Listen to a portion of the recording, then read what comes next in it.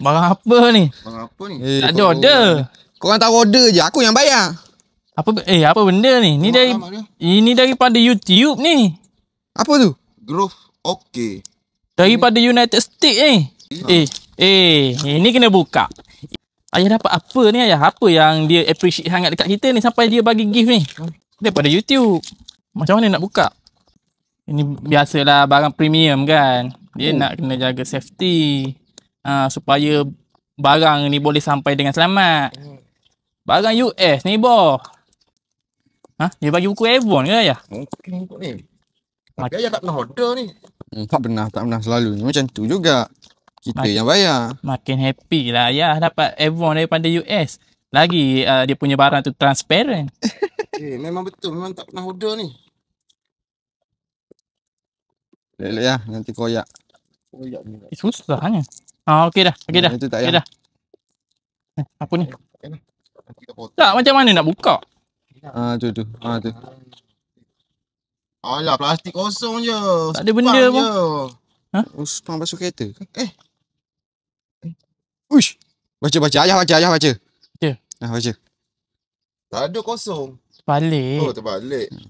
Uish. Apa? Congratulations on your subscriber. Apa? Congratulations Okey. on your subscriber. Miller Store. We are honored to take part in recognizing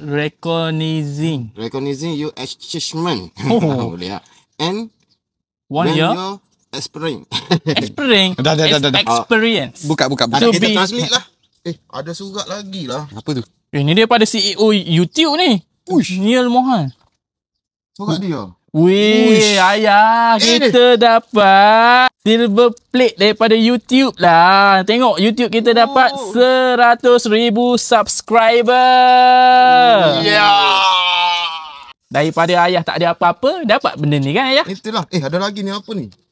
Oi. Ni next target lah.